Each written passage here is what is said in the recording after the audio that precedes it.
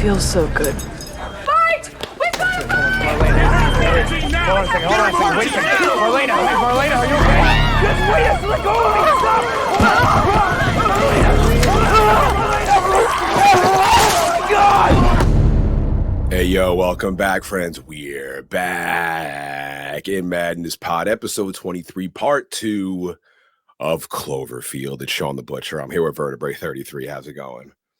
How's it going, Shawn? How you doing? When we last left you, you were in the subway. Oh, I love this movie. I love this movie so much. I love that we're covering this movie. I love that you brought up to do this movie because I've just been like sitting here patiently waiting. Great way to start off 2024, I think. This is exactly where I wanted. I can't wait for.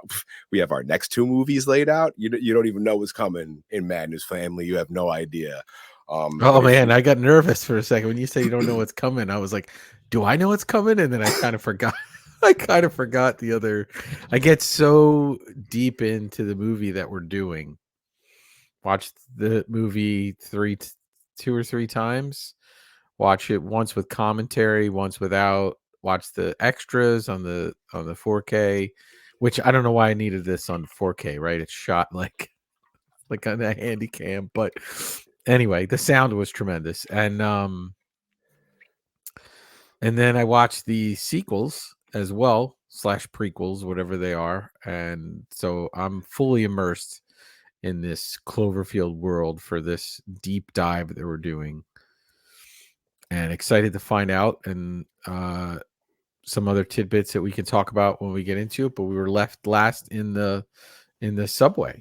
Yes. Well, we want to hear from our In Madness family. If you have been watching along, if you have been listening along for our past year, or if you are new here from all throughout the world, we are on the socials at In Madness Pod, Twitter, Instagram, Facebook, Threads. Hit us in the mail sack, inmadnesspod@gmail.com. On the next episode, which will be 23.5 of our ridiculously numbered theme system, we will be diving deep into our mail sack to read your emails and to read your reviews, whether they be positive or negative, about any part of In Madness, anything we've spoke about, anything you think we should have brought to our attention. Subscribe to the YouTube channel. You can watch these podcasts as well as listen to them. Sometimes we got cool mugs and cool toys. You can see my new stress donut that I got for Christmas that I keep at my desk for when I get stressed as hell. Yeah, we got lots of cool things here. Make sure you subscribe to the In Madness Spotify playlist. This is like 2.5 hours of just gold that we have, just amazing songs with samples from these movies or any inspiration from it. I added like 4 new songs off the Exorcist movie we recently did alone. You need to check out the In Madness playlist on Spotify. Excuse me, I just had 2 Oreo cookies. I'm still eating that Christmas candy. Happy In Madness Monday if you are listening on In Madness Monday, when we put out these brand new episodes every single week. A new episode, because your boys Shawn and Vertebrae are not going to skimp you on this weekly entertainment. Thank you for listening on the ride to work or on the ride home from work or wherever you're doing, hiding away from your family in your basement or your attic, just getting some goddamn peace to yourself for a little bit, and tell your friends, spread the madness, tell everybody you know about In Madness Pod. We want everybody to be in and included on the fun. And yes, like you said, Vertebrae, we last left you trapped in the subway. The shit has hit the fan. The monster has attacked. No one knows a thing about what's going on. There's an explosion. Statue of Liberty's head came flying down the street. Brooklyn Bridge has been destroyed. Rob's brother is dead. He got crushed by the monster's tail. All out mayhem. And now we have our surviving main characters. And HUD. I feel really bad for Rob's brother, because Rob is so focused on Beth. There's not a moment of sorrow for his brother at all. He just, That's Lily's problem. Girlfriend Beth. Yeah. Yeah. He moves on so quick. And listen, the pacing of this movie is such that you're not going to have a long scene where he's going into his feelings about this, but man, he's he's so focused on Beth and he grew up with his brother. Like, could care less. Well, Could care less. Beth is trapped in her apartment. Part of the wall fell on her. But we have Hud, Rob, Lily, and Marlena. They're on their way to rescue Beth because she is trapped in her apartment, and her voicemail begged Rob to help her. They're on their way to save her. Our characters are stuck in the middle of a crossfire between the army. They're in the streets with tanks, rockets, guns firing away right there, right in front of us for the first time. We get a crystal clear shot of the monster, this long arm leg creature with sharp teeth. The kids run into the subway. They get away from this warpath. They're trapped now. There's an explosion that blocked the entrance to the subway they ran into. So for the time being, they are safe. They're trying to figure out, how the hell do we get out of the subway? Above them, we hear the army shooting the ever-loving crap out of this monster. They're sitting in the subway. They're bummed. And Rob gets a phone call. It's his mom. Now he has to break the news to her that Jason is dead. Yeah. Brutal. Later on, Hud's talking to Marlena, telling her he feels he should say something to Rob, but he doesn't know what. Marlena's bummed because she wasn't even supposed to be at the party. She was supposed to meet up with other friends. Hud apologizes, and we overhear commotion.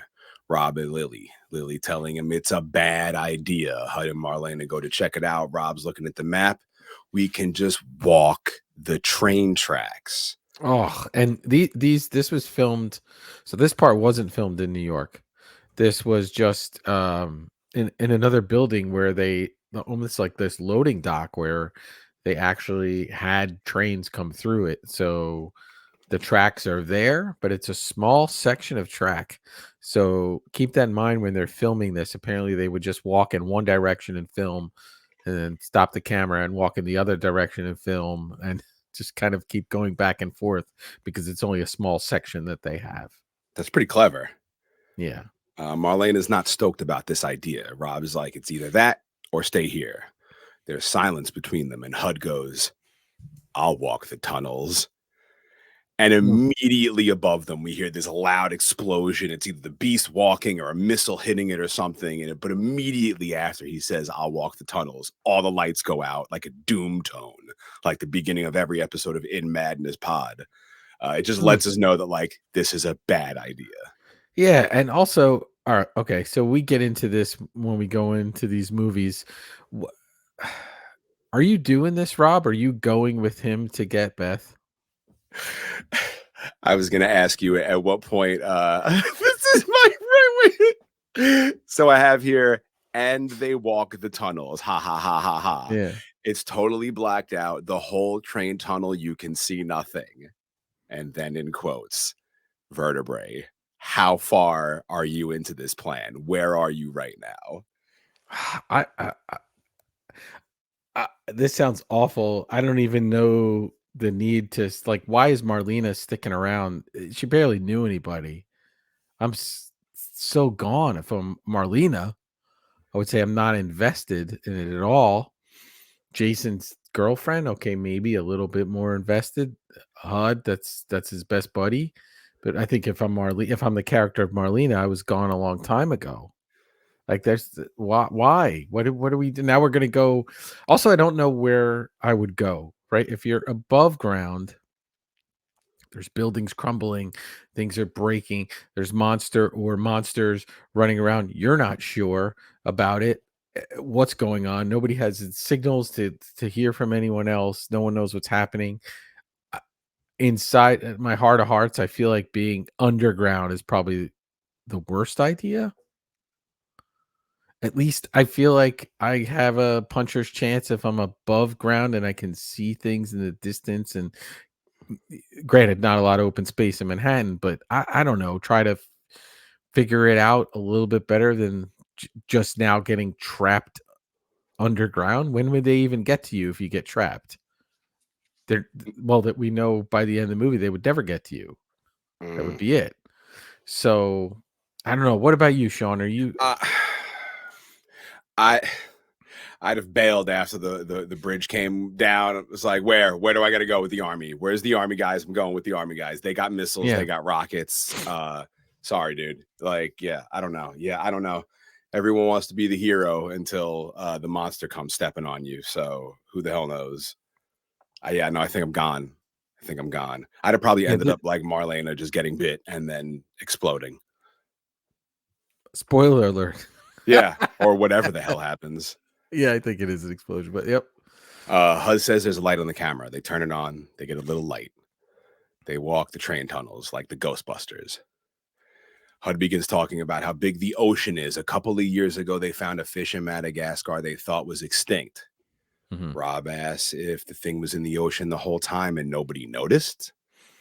HUD says maybe it erupted from an ocean trench. For all we know, it's from another planet and it flew here. Maybe HUD is on to something. Rob is bummed about the last thing he said to Beth when he was mean to her at the party. Lily comforts him. She says if only he heard some of the things that she said to his brother Jason. Rob says, but Jason knew you loved him. Movie has it all. Love, horror, monsters, missiles, destruction, violence. How can you not love Cloverfield?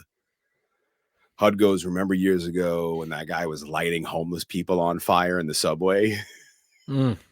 Everyone's like, Jesus, bad conversation topic. Yeah. HUD's like, I'm sorry, but I can't stop thinking about how scary it'd be if a flaming homeless guy came out of the dark right now. Yeah, maybe I'm HUD in this situation. So he seems like good company to have in this crappy scenario. Maybe if I was with him, I'd be like, HUD, shut your goddamn mouth. But as an onlooker, I'm like, man, I'm rooting for HUD. But the fun quickly stops when they hear a clanging noise at the far end of the dark tunnel. They stop. What was that? They walk and Marlene is like, oh my God, nasty, as rats, dozens, hundreds, thousands of rats come scurrying out of the dark. And they ask the $1 million question. They're all running in the same direction. What are they running from? the exact number of running rats is 20. There were 20 trained. It's not thousands? 20 trained rats. Wow. That they made but they kept filming it over and over and using them over and over. And they made them very dirty looking.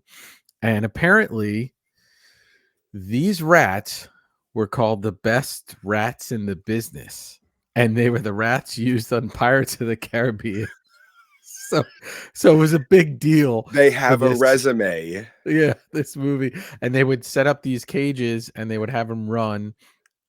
And they would put like a snack and some Gatorade in there for them, and they would just all take off and run into the cage, and then they'd film them again. But they made them all dirty, you know, these cute rats, super clean, and then they made them all dirty and dusty, and had them just run in this small area, and did an amazing job with filming it to make it look like it's a lot of rats. But it was 20, and they are the best rats in the business, or were the best rats in the business. So they were the opposite of Black Phillip in The Witch. Yeah, yes. Black Phillip has been retired because he was a real bastard, I heard. Yeah. He was so mean.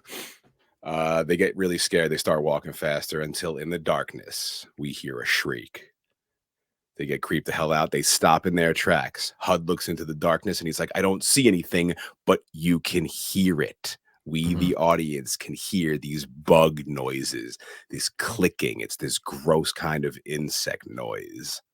Luckily, they remember the camera's got night vision. Why wouldn't it? Hooray. Rob clicks it on, and behind him, climbing on the fucking ceiling, are these enormous bug goblin monsters. The ones that were falling on the TV earlier and attacking the army guys. And now the chase is on. Run, run, run, run, run, run, run. HUD is screaming. They're running. They're screaming. They're panicking. And Lily gets jumped by a monster. Rob kicks it off. One attacks head first right at the camera, making this awful, disgusting noise. It attacks HUD. Marlena comes to his rescue with a pipe and beats the thing over the head. And then another one attacks Marlena, making this awful. It's like a Donald Duck, like this gross kind of sound. And when she gets hit, blood splatters all over the camera, and the thing is just chewing on her back for a second. They kind of look like the aliens from Starship Troopers. Yeah, and it feels very Aliens, this part where they're crawling up on the ceiling and everything too. We'll get into it at the end. There are a few monster cameos in this movie that are spliced in, and we can talk about them towards the end. And one of them kind of relates to this scene a little bit, but we'll keep going. Interesting. Rob and HUD kick the monster off. They grab Marlena and run. They find an exit. They try to close the door, but one of these creatures sticks its face, beak, mouth thing in between the door, and they got to beat it away to close the door, and the camera cuts. And it cuts to Rob and Beth arriving at Coney Island. And then it cuts back to them trapped in this room. They're breathless. They're attacked. They're bleeding. They're in bad shape. HUD's wiping blood off the camera. He takes a look at Marlena's back, and there's this chomp mark, like this mouth bite, this chunk of flesh missing from her back. It is nasty. She's in bad shape. They break into the vending machine. They get her water to wash the wound. No one else is bitten, just Marlena. Which is crazy unto itself that all that happened in the dark, and we're lucky that they're so easy to sort of beat up, these little parasites. For all their chompers and all their legs and eyes and everything. They're like the Foot Clan. Easy. Yeah, they're pretty easy. They're like, what's your thing? They're like stormtroopers. Yeah, these are the stormtroopers. Oh, there it is. There's our first Star Wars ref.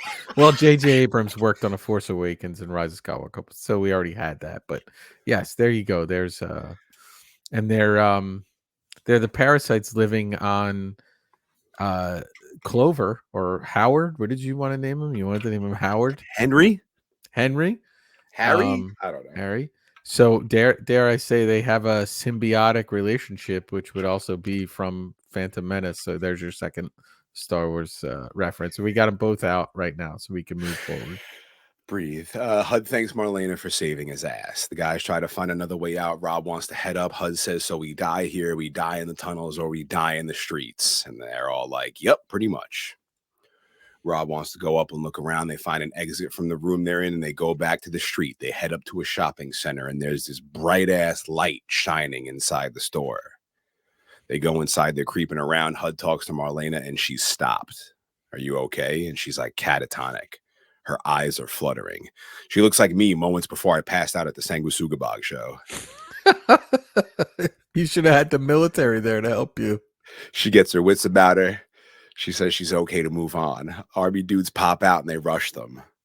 They push them into this containment area. Rob tells the Army dudes, we got a friend trapped in Columbus Circle. And the guy goes, that is not where you want to be right now. Whoa. Lily asks what it is, what's out there. The Army guy's like, if they know, they ain't telling me, just like on your poster. But whatever it is, it's winning. Sick line. He opens up this containment sheet to the inside of the mall shopping center that has been turned into an infirmary. There are injured Army dudes everywhere. Dudes in hazmat suits pass by HUD with a body on a gurney, and he gets a clear shot of it, and the whole middle of this dude, his guts are ripped out like they just ate out his entire midsection, or his midsection exploded like Alien. In the background, we hear a guy say F-18s are armed and ready, on their way. Another Army dude comes in and yells, rack 'em and pack 'em, we're Phantom in 15. Rob's begging for help. They say there's nothing they can do and shove the camera out of their face. They cut to HUD filming all this chaos happening in the infirmary, and they wheel past one of these dead little goblin creatures in this glass containment case. Rob and they built those, Shawn. Those are so sick. Practical effects. So here's the thing, though. Right when you said that, though, they did film when they were being attacked in the subway with the actual practical effects, and it just didn't look right. So they changed it to CG, but they built them, but they were still good to have on set for people to react to and know what they were. It just kind of didn't work when they actually used them to attack them. So they did kind of all that CG, but pretty cool looking. I love him. Rob standing there pleading with the army to help him find Beth. Marlena says, HUD. He turns the camera to her and she's bleeding from the eyes and says, I don't feel so good. An army lady runs up, grabs Marlena by the arm and screams, bite! We've got a bite! And all fucking hell breaks loose. So they already have a system for this, Shawn. So I don't know how much time has passed, but they've already got this down. Like, hey, you get bit by one of these other bugs and something really awful is going to happen to you. They're getting this down very quickly. Very quickly. We're within. What are we within when this first thing happens? Probably Is this an hour, probably 40 minutes, probably a half hour. But in their time, it's got to be a few hours. I think. Well, yeah, an hour time. Yeah.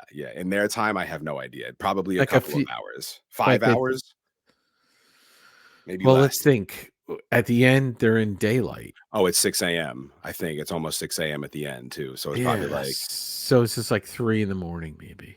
Yeah. Nothing good happens at 3 a.m. No, that's when everything gets scary. Machines are rapidly beeping. Dudes in hazmat suits are grabbing Marlena, screaming, get her into quarantine. They pull her away. HUD, Lily, and Rob are screaming, where are you taking her? HUD's filming, and we see Marlena spit up blood. There is massive commotion. You want to talk about intense? My blood is racing and my hair is standing up. People are yelling, screaming, pulling Marlena. They pull her into this quarantine area, and all we see is her silhouette. And during all this yelling and screaming and beeping, we see hazmat dudes grab, I guess, each one of her arms. And I love that till this day, I have no idea what happens, but it looks like this bitch explodes. Yeah, I think and so. And blood splatters everywhere. But I don't know. Because I think she explodes, but I also think it always looked to me like one of the hazmat guys had like maybe a stick device that like they zap you with that makes you explode or like, I don't know. I think she was meant to just explode, but I mean, I don't know. We could come up with any of the, like they leave it open for our interpretation. I love that because my mind just goes to the worst places it possibly can. So poor Marlena, because she should have just left. She's not in the subway with these people, and then she's not getting bitten, and this doesn't happen to her, and they get to live a little bit longer. Yeah, poor Marlena. DEAD, dead. She is gone. The army dudes pull HUD, Lily, Rob into the hallway. There's nothing you could do. There's nothing you could do for her. It's over. The army guy tells him, listen, if you want to save your friend, I'm not going to stop you, but you got to know the government is considering the hammer down protocol. They're willing to let this whole area go. Rob says Midtown. The army guy goes, no, Manhattan. Whoa. He says, we're taking one last shot at this thing. If it doesn't work, we're leveling the whole goddamn city. I love that they have, I don't love it, but it freaks me out that they have a protocol for this in place. The hammer down, like it has a name, like there's probably a booklet describing it. There's been a training. They've all been trained. They all know what it is. Yeah. And here we are just going to work like dickheads. He tells them they got choppers coming. Last one leaves at 0600. That's 6 a.m. if you don't follow military time. If you make it there, they will get you out. He lets them out on 58th Street. They start freaking the hell out, trying to figure out what happened to Marlena. HUD gets upset. Lily comforts him. Rob's like, I gotta go. They go with him. They're running down the street. Manhattan is evacuated. Streets are empty. Lights are off. Papers are falling from the sky. And there's a lone horse with an empty carriage walking by. This poor horse. Yeah, it's very creepy looking, too, that shot. It's very Escape from New York looking, actually. They arrive at Beth's building, and it's pushed over, leaning onto another building. She lives on the 39th floor. They don't know how they're going to get up there. And HUD's like, just go up the other building and climb onto the roof and cross over. Rob loves the idea. HUD immediately regrets it. No one ever listens to me ever. And now, of course, they listen to me.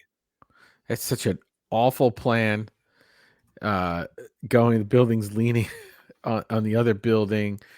You have to know that the power is going to be out before you go in there. Yeah, this just. Are you going up into that building, Shawn? Beth, you're just gonna have to work it out somehow. There's no way. How do you?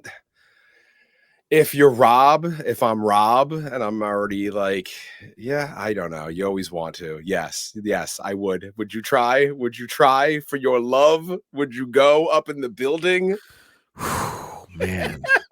Man, for my love, sure. If I'm HUD, no. Well, okay. So the rest of them, no. The rest of them, no. No. For him, I Rob, mean, yes. they just told you they're gonna obliterate. So at least now we know that they're gonna obliterate Manhattan, right? So if they can get to her and they can get her out from where she is, they believe they'll save her life, because then they'll get them to the rendezvous point. There's another Star Wars reference that I just threw in there, and everyone can get out of there and be okay. So I guess now it starts to make a little more sense, because there's a goal. Like, what was the goal before? He was just going to go get her, and then they were also going to run around and try not to get stomped on by a monster. Yeah, now they know to get the hell out of there. Right, now they know we got this timing, and we got to grab her, and if she's gone, but we at least tried. Nah, HUD and Lily, they're the homies. They are with Rob till the end. Good for them. The elevator doesn't work. They take the stairs. HUD once again entertains himself by discussing the events. Yes, if they saw the army guys' faces, they have no idea what's going on. Unless they're in on it. HUD says maybe the government made this thing. Maybe it was an accident. Maybe on purpose. Rob's like, does that matter right now? HUD's like, yeah, it matters. I need to talk about something, or otherwise I'm going to shit my pants in the stairwell. They get to the 57th floor, and we hear the wind blowing loudly. And these are the most in shape 20-somethings in all of Manhattan. They get up to the top. None of them are like keeled over, huffing and puffing. She took her heels off. Yeah, took her heels off. That's it. And they go up and they go back. They do this whole adventure. They go back down, and like, oh my God, I can't. I'd be like 10 floors up, Shawn, and most people Out of this would be plan. like, Just take me to the chopper. Yeah. They walk into the apartment. We see the crash site where the building is slammed into the other one. Lily's freaking out. Rob assesses the situation like, we can do this. Lays out his plan on how they're going to cross the roof of the collapsed building, holding on to pipes and air conditioners, and he makes his way out the window onto the roof of this collapsed building, as does Lily, as does HUD. HUD puts the camera on himself and says, if this is the last thing you see, it means I died. He makes his way onto the roof. Now they're 59 stories above Manhattan, walking on a roof of a building that's collapsed into another one. And of course, something makes a lot of noise and comes rolling off the building right in front of them and scares the crap out of everybody. And of course, like, the door just opens up fine. Like, to get to the other building. Yeah, it's not jammed up. Yeah. No. They're okay. Military planes are flying loudly overhead. They make it safely into the other building. Rob is screaming for Beth. He breaks into her house. He finds her. She's impaled through the shoulder by a metal pipe thing sticking out of the cement, part of the thing that holds up the building. I don't know. I'm not a goddamn construction worker. Beth is unconscious. Rob wakes her up. They're happy to see each other. She goes, you came back for me. Aww. He says, sorry, I took so long. Aww. She says it's okay. They then pull her body off this thing she's impaled by. She's in pain, but she's free. They make their way back out to the other building, back downstairs. We hear a noise. It's the monster. HUD points the camera right at it. We get this dope shot of it. It seems to be heading right towards HUD. They continue their escape. They go back out the roof, 59 stories above Manhattan, with just like nothing to hold on to. I would be throwing up. I don't even think my body would allow me to walk out onto the roof. And they don't even stop for one moment to find out if Travis is okay. Like, where's Travis? Is he okay? They don't give it. They're man. You know, Rob hopes he's under the rest of that fucking wall. I kind of hope that like Travis would have just walked out of the kitchen at that point and been like, "Hey, babe, we're out of peanut butter," or something like just something dumb. Like Travis is there, he's just completely clueless to what's going on. He's just hanging out, being Travis. While they're up on the roof, these giant army planes fly overhead past them, and the monster is right there. They are bombing the crap out of it, and the monster screams. They run down the stairwell, and they get stopped by one of them little goblin monster bugs from Starship Troopers. Rob grabs an axe from the firebox and nails the creature with it. HUD films the thing flopping around with the axe stuck in it. Miraculously, they make it out of the building, back down to the street to catch the choppers and get the hell out of there. They're so lucky there wasn't any acid blood in that thing. Hey, right? If they had done that, then they would be. But I also love that these Manhattanites, it's just easy for them to go up and down a gazillion flights of steps and then swing an axe perfectly in one shot and kill a creature. Like, it's all pretty amazing. They're fit. They're in shape. That's why he's going to Japan. He's ready. He's ready to go. They're running through the streets. Missiles are flying above their heads, crashing into buildings. We hear the creature yelling. HUD turns the camera, and there it is once again, clear as day, screaming, enormous arms and legs, almost this like bony structure with ribs and hip bones protruding out of it. They run for it. As they're running, HUD turns the camera, and we see a tank shooting the monster, and then it gets crushed by the monster's foot. They're running to the choppers. They make it. They take Lily in a separate chopper. They leave Rob and Beth and HUD. Rob and Beth embrace. They have a long kiss. And we hear more explosions. And there it is, right next to them, screaming.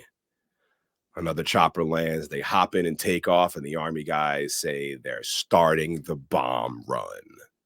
And they're also like all over Manhattan. Like very fast. They're all like they're the Spring Street station, and then they're back in Midtown, and they're just, man, they are flying all over the city. They're covering a lot of space real quickly. Yeah, I think they just had to kind of squeeze in because there's that one shot of him they just showed the creature, and I think it's like over like the New York Public Library, which is kind of really ornate structure, and they were just, it seems like they were just trying to get in kind of cool shots of buildings that people would know, because no one outside of New York is going to know or care. Like, it doesn't. Yeah.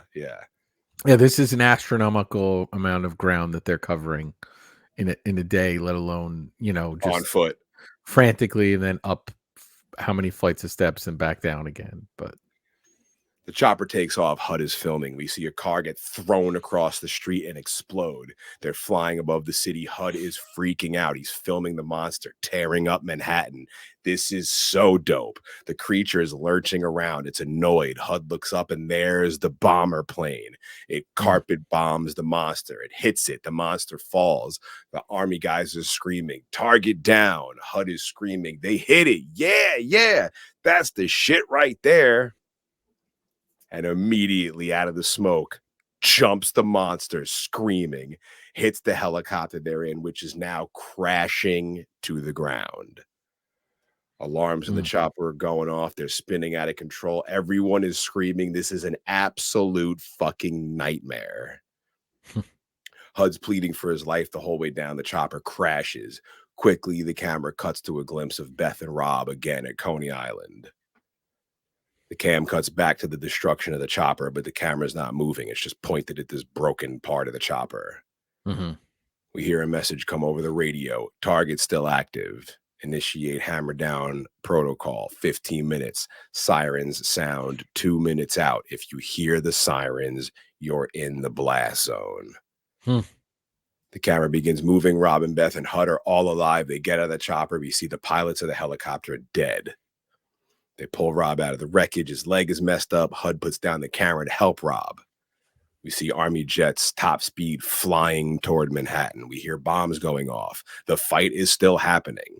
And those sirens, Shawn, that was an addition that was brought on partly because Spielberg saw an early cut of the movie because he's connected with J.J. Abrams, and said that he thought there should be some way for people to know that the monster is going down. and that they're going to take it out. So they kind of took that idea and ran with, we'll have this sort of countdown and these sirens towards the end, and then after this moment too. I love that Spielberg had a hand in this movie. Yeah. That's fucking awesome. They pick Rob up. They begin walking away. Hud runs back to grab the camera. Rob and Beth turn and scream, and boom, there it is. A monster. Mhm. Is this the monster, or is this another monster? Because the army is currently fighting the monster, I think, over there, not where Right. they are here. I do Right. And believe. also, yeah, I, this one is not as big as the other so, one. well, I feel like this one isn't this one bigger than the other one? Well, the other one's like up the side of a building. Like it's half, I when they show it rampaging through the city, its hands are like scraping down the sides of I buildings, feel and one is a half. baby and one is a like parent monster. Right. So we promised we'd get into a little bit of monster stuff, but that's what Matt Reeves says, that it's a baby monster. He says it's only one monster, Okay. but that it's a baby. And on the making of, they do talk about it being a baby, and that it's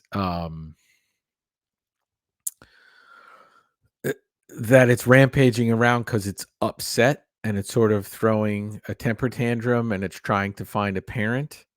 Um, and then we see one in another movie that's much larger than this, right? We could get into that, but um I don't know. We're almost done, and then we can kind of discuss our ideas on these monster. Hud stops dead in his tracks and goes, "Oh no," and films in marvel at this gigantic creature. It's got the same long arms and legs, but also looks like it has like mini arms hanging off the midsection. Yeah. It has these breathing sacs on the head that like engorge and deflate. Rob and Beth are screaming at Hud to get out of there, but he is frozen in shock. The monster spots Hud, looks directly in his eyes. Hud lets out a final whimper as he's looking this horrifying creature right in its face, takes a sniff, and crunch, opens his mouth and takes a bite out of poor Hud. We see the camera briefly filming inside its mouth as it's eating Hud. We hear a crunch, a snap, a break, and Hud and the camera begin falling out of the monster's mouth. The camera lands, and right in front of it, so does Hud's dead body. We hear the monster walk away. Rob is screaming for Hud, running to help him, but Hud is dead. Bummer. I didn't expect that to happen. Yeah, Rob, you thought they were making it out? I didn't think anybody was making it out alive. oh, you didn't think anybody was making it out? Yeah. No. I didn't know they were gonna kill Hud. Poor Hud. Rob takes the camera. Him and Beth are running through Central Park. We hear bombs going off. The monster screaming. They take safety under a small overpass. They can't believe everyone is dead. Beth wants to go. Rob says there's nowhere to go. If we wait here, they'll find us. Beth says they can't stay there. We hear the monster getting bombed. We hear it screaming. Rob faces the camera to himself. We hear the bomb sirens go off. The Spielberg bomb sirens go off. Rob gets visibly shaken up by this. He says, "My name is Robert Hawkins, 6 a.m. Saturday, May 23rd. Approximately 7 hours ago, something attacked the city. I don't know what it is. If you found this tape, if you're watching this right now, then you probably know more than I do. Whatever it is, killed my brother Jason Hawkins, my best friend Hud, and Marlena, and many others. We've crashed here in Central Park, taken shelter under this bridge. The military has begun bombing the creature, and we're caught in the middle." Puts the camera on Beth. She's upset. She doesn't know what to say. Rob says, "Tell him who you are." Crying, she says, "My name is Elizabeth McIntyre.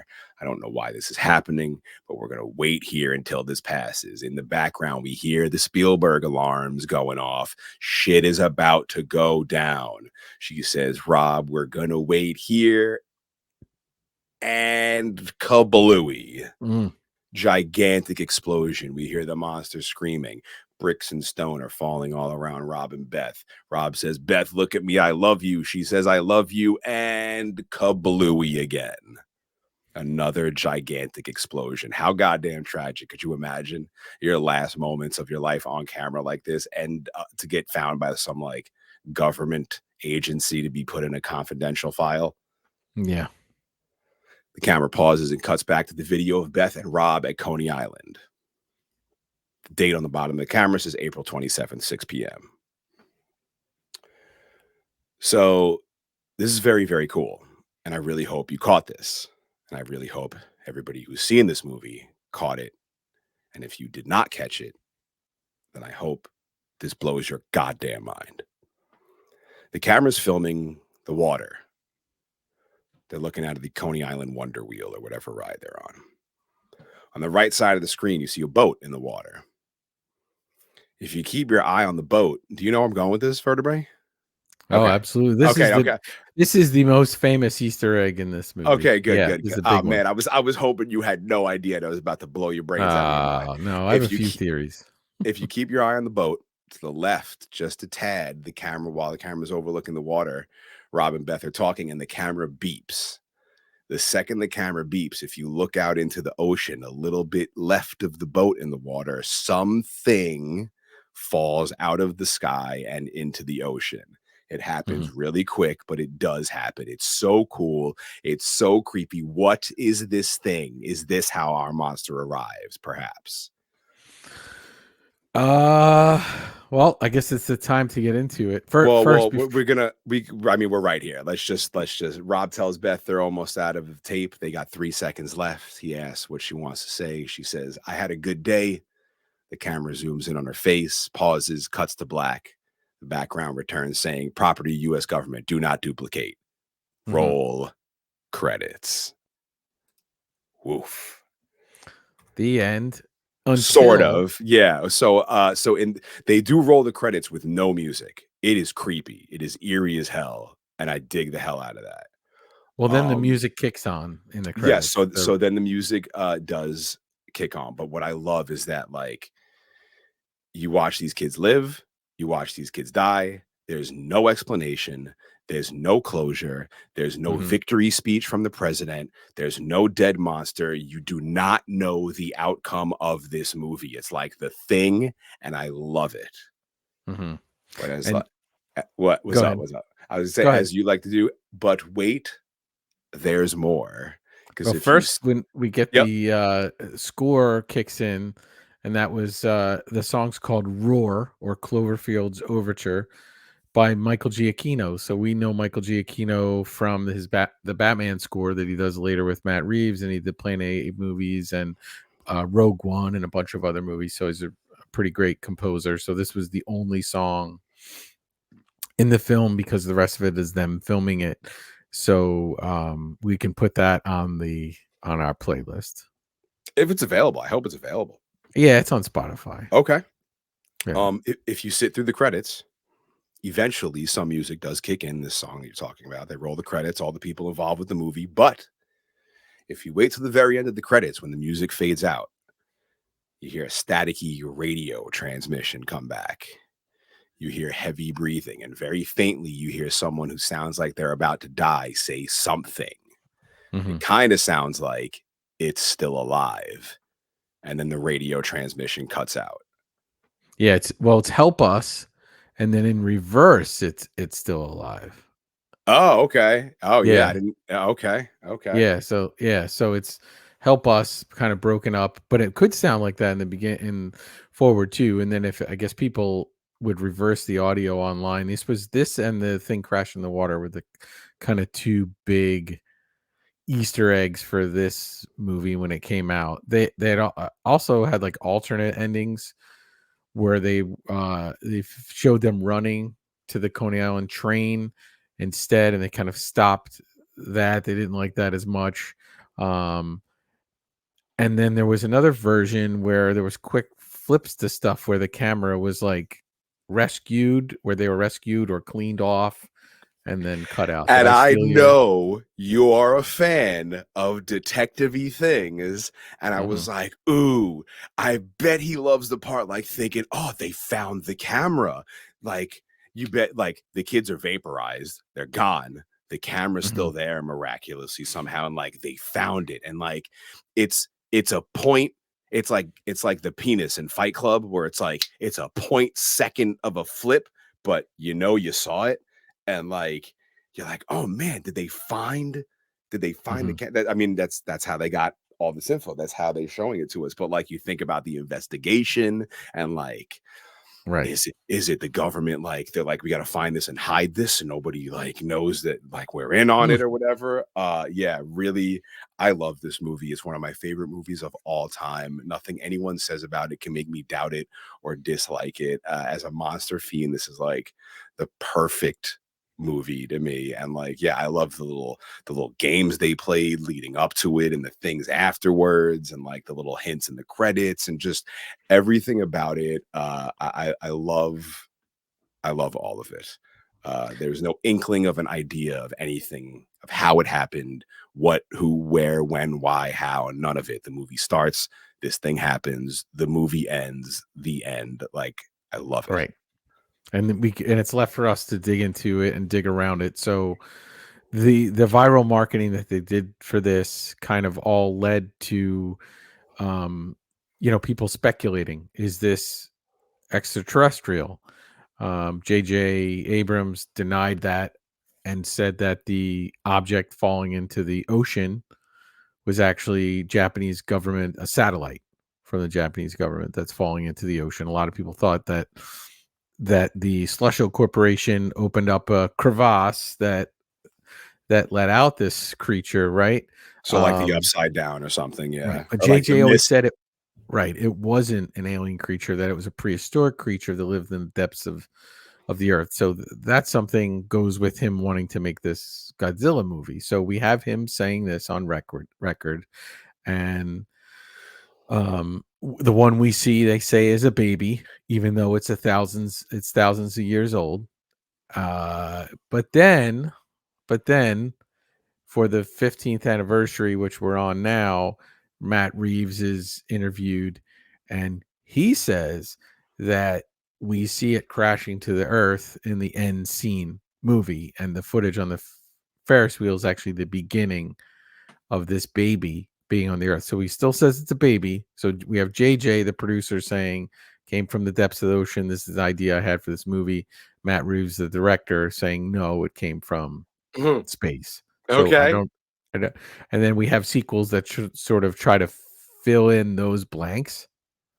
And Paradox tries to, I think, take both those theories and roll them together. I remember one came out right after a Super Bowl, and I was like, oh, no way, after the Super Bowl, they're going to drop a new Cloverfield. So I got so stoked, and I watched it, and I maybe I need to watch it again, but I was like, man, this is not even close to what I Well, thought we it. could get it. I don't know if we should get into it on. Maybe we could do a few minutes on it if you wanted. If you want to, I mean, if we because I give don't. people a spoiler, but Yeah. but I want to say there's a theory online, and I subscribed to this theory before I knew it was a theory online too, that there was actually more than one monster, and we have the tail that crashes across the bridge. We have the one that's rampaging through the city. It's as tall as buildings. It's knocking off the Statue of Liberty head. And then we have the one in the park over HUD that just doesn't look as big. It looks a little bit different. I know they say it's the same creature, but it makes it feel like if I had to say baby, and just what you said, that's the baby and that's the mom separated from the baby that's rampaging through the city. It just seems, for something that doesn't fly, too, it's all over the place very quickly, and they're attacking it in the background in the city part, but we're in the park, and it's suddenly in the park as well. So that's definitely weird. I think, obviously this movie's completely shrouded in mystery because they wanted it leading into it. What does it look like? And they even that poster that you have for Cloverfield, there's a weird shape in the smoke. So over the damaged New York City, you can take that image and you could copy and paste it and flip it, and it makes the shape of the creature in there.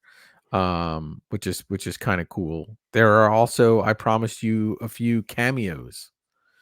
So there's a 1954 film called Them, which we will 100% talk about because this is probably the movie that James Cameron borrowed from the most when he made Aliens. There's our teaser for whenever we get to Aliens.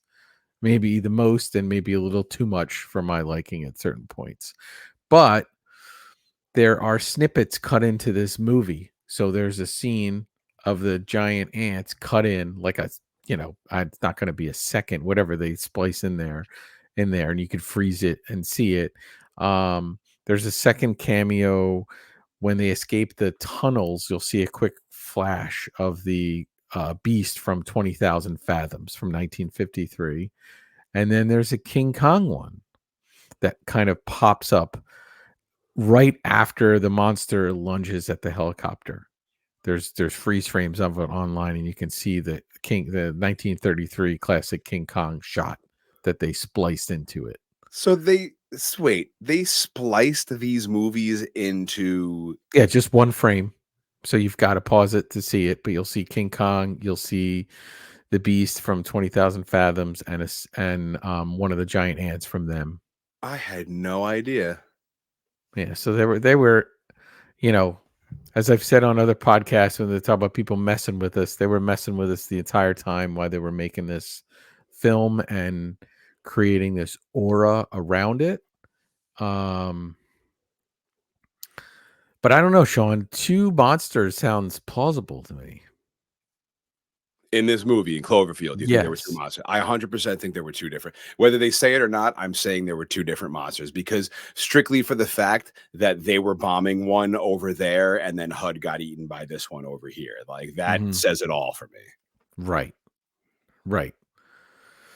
Yeah, it's interesting. This movie, we didn't get into all the little bits of kind of their marketing and how they went about it and their promotion of this movie, but I think this movie still holds up. It's an easy watch if you can get past the jittery camera-ness of it, and I think that dissipates as the movie goes on. It's a lot in the beginning, and you gotta kind of get used to it. And even when I was watching it for the first time in a while for this at the beginning, I was kind of like, oh, like, okay. And then you sort of get used to it, but also they just stop doing it as much, I think. And I don't know, we could talk for a couple minutes about so there were two sequels, but the rumor is there's going to be another one that's going to come out. That's a direct sequel. That's this sounds like what I wanted those to be. Mm-hmm. Yeah, so there was 10 Cloverfield Lane with John Goodman, which was good. I didn't hate that one. Right. And then I there's saw that in theaters, I think. Oh yeah? Oh, okay. I'm pretty sure I did, yeah. Because of how much I loved Cloverfield. Right. And the Cloverfield Paradox, which was a Netflix, straight to Netflix. That's the one that came out after the Super Bowl. Right. So, and that has a lot of things in it that are trying to tie up things here and in 10 and kind of roll them together. Maybe we shouldn't get into it. I think we should just let the original live on its own. I think now that I think about it, if you want to write in and mention it to us, fine. Maybe I mean, can I just say, you could say the spoiler part at the end where like. Okay, so if you haven't seen Cloverfield Paradox yet, stop what you're doing. Yeah. Tune in next week or jump to the end. We'll say goodbye to you. But at the end of Cloverfield Paradox, there is a shot of a bigger version of this monster from Cloverfield. They show you what you were waiting the entire goddamn movie to see. They don't show till the very last 10th of a second. And it is like a glimpse of the Cloverfield monster, but a bigger version of it. Yeah. Well, they're playing a lot with split realities. The reason I enjoyed that movie is because it has a little bit of Event Horizon feel to it. It's got a little bit of Cosmic Horror to it as well, and it's playing with that, opening up another dimension stuff and what reality they're in and not in. And it's certainly, if you're going to play in that world, you then could have 10 Cloverfield Lane exist in one parallel universe as the original Cloverfield, and it was all created by this paradox, which is the prequel kind of to the other ones. So like they opened this door and like it went down because they opened this door, and then we get the original Cloverfield and another parallel universe where we get 10 Cloverfield Lane, which spoilers for that movie too. Eventually we get to some sort of like, space creatures in that. So I think Paradox was trying to fit the other two and that one together and trying to find a way. So if we go like a multiverse type thing with it, there's an easy way to kind of tie, or they felt there was an easy way to kind of tie it together. I kind of just wanted to stand alone, same way I wanted kind of like Halloween 1 to stand alone and just be like its own thing and be like, what the hell happened? What did I just see? What's the resolution? And there just is none and nothing happens. But then Right. they But never. that being said, you love Halloween too. Yeah, 100%. Yeah, because they Right. didn't do Halloween 2 Paradox. Like they just gave me Halloween 2, like, which is Right. what I wanted was Cloverfield 2, and I didn't. I got Cloverfield Paradox. Yeah, I think I don't know. I mean, For you, I'll watch it again. For you. you think you'll try it? Depending, well, I want to see what this new Cloverfield is like, because if this blows them all out the water, then we could just talk about that one. But yeah, if Well, you like it, I'll check it out. We could text maybe about it and laugh. maybe this will be our first hate mail. Maybe like people will be like, he liked Paradox. I will say, Loser. I don't know, but I also, was sick leading into us recording this and shotgunning these movies. So who knows? But I do love. I love me some cosmic horror, Shawn. So that's where if you roll it in there, I'm Yes, cool you're with right. it. You're But right. Do you have but all your bits for Cloverfield? I do. I think all the bits we need to get. I think we hit all the big notes on this one. Everyone go out and get a slusho while they listen to this. And I hope you live a long time and keep you nice and healthy. And I just want to say I appreciate anyone and everyone listening to this podcast. Please write a review if you can, or rate us, because it does push us up these mysterious charts and helps more people find us easily when they search on YouTube too. If you watch it more there, I appreciate it. I have started to look at the numbers and watched them kind of go up a little, meaning more people are listening. And it just, when I see people are listening to older episodes, I get super excited that it's the first time somebody's listening to the Color Out of Space episode, or we had more listeners on Krampus and it was that time of year. So I just appreciate it. Feel free to write in, ask us anything. You can talk about older episodes if you want. Everything's on the table. If you send us an email, we appreciate it. Send us stuff on social media, and it's We're just about to awesome. dip in. I'm warming up the hand. I'm warming up the sack Oh hand. boy, here we It's go. fine. It's getting fired up in 1 week from now, depending on when you're listening. The next In Madness Monday, I'm dipping this hand deep down into the mail sack. We will be reading your emails on the show. Don't forget, we are on the socials: Twitter, Instagram, Facebook, Threads at In Madness Pod. Mail sack, inmadnesspod@gmail.com. Talk about anything. Ask us about anything you want. Subscribe to the YouTube. You can watch this podcast. You can listen to this podcast. Check out the Spotify playlist, which if I can find the one song that was on this Cloverfield soundtrack, I will add that as well. Happy In Madness Monday. If you're listening on In Madness Monday or any day of the week, tell your friends, spread the madness throughout the world. We love doing this show. We want to do more cool new things, perhaps some merch in order. I was hanging out, cleaning up Christmas gifts, smoking bowls, getting ideas, texting Vertebrae about t-shirt ideas. He was laughing at me. Yeah. Perhaps we get some merch in order for those listening throughout the world. And yeah, our next episode, they're not all long ones. If you're new to the family, if you're new here, we do little shorties, and our next one will be maybe a shorty, depending on how these reviews go. It might end up going as long as a Cloverfield episode. So, Well, do you we have any got plugs some. you want to get in, or what? We got some iTunes or Apple reviews to read too that I'm going to read. No, just if you want to support me, Vertebrae 33, you can by buying merch. I have my merch line at all Hot Topic stores as well as online, and I have my own store where I sell some stuff too. We will eventually in 2024 have. We should never have merch, and I could just keep mentioning it for years and years in the podcast. But we will eventually have merch. We just have to kind of figure out how we're going to do it, and that's it. I appreciate everyone listening, and that's it, Shawn. I think we're good. What do you think? You ready to take a break and then come back and read some mail down the line?